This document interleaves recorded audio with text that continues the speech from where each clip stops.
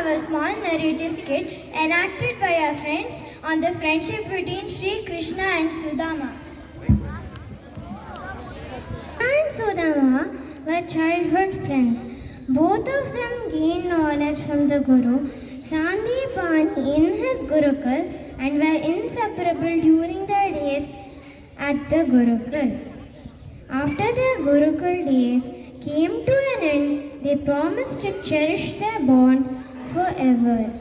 Years later, Krishna became the king of Dwaraka and married the goddess of prosperity, Rukmini, whereas Sudhama became a pandit and married a girl arranged by his parents. Didn't earn much. Over time, it became extremely difficult for him to manage his wife and the needs of his children with the meager wages. His wife suggested that he should meet Krishna, who might help him financially for the sake of their children. Sudhama felt embarrassed to reach out to his childhood friend only to get a favor from him. So, when he agreed to meet his bosom buddy, he also made it clear that he won't bring up their issues nor would he ask for a handout. Sudhama's wife supports his decision, seeing the sincerity of her husband. On the day of his journey, his wife packed some flattened rice or poha for Krishna as she knew it was his favorite food. After days of walking, Sudhama reached Dwaraka, where he was awed by its prosperity. The people were very visibly happy, with no house in Dwaraka showing any signs of poverty.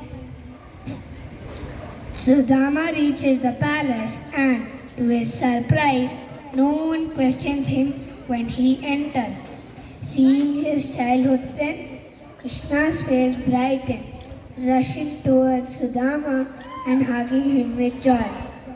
Krishna and Rukmini then place him in a royal seat and wash his feet as a warm gesture. They also serve Sudhama with delicious dishes and make comfortable arrangements for a stay in their palace. Krishna and Sudhama recalled their early childhood days and spent the next few hours asking about each other's lives. However, Sudhama doesn't burden Krishna with stories of his penury, even feeling a little embarrassed about giving Krishna the flattened rice that his wife had packed, especially after the grand welcome Krishna accorded him. However, Krishna had taken notice of Sudhama's small cloth rucksack and playfully snatches it away from him. On opening it, Krishna is delighted to see his favorite snack hidden inside and takes a handful of it into his mouth. As he is about to take a second handful, Rukmini stops him and reminds him that Sudhama had already got what he wanted and didn't need more than that. After all, the goddess of prosperity had to maintain balance. Sudhama gets confused by her statement, but is also happy that Krishna liked his humble gift. The next morning, Sudhama takes his leave from Krishna and heads home. He is content with meeting Krishna and wanted nothing more than this revenge from him.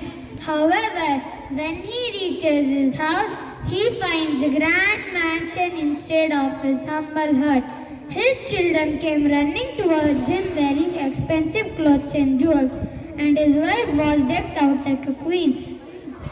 She later explained to her confused husband that their lives got transformed the moment he reached Dwaraka. She later asked him what exactly did he ask Krishna that changed their fortune so drastically. I didn't ask anything, but like a true friend, and he understood and fulfilled all my needs. He knows it all.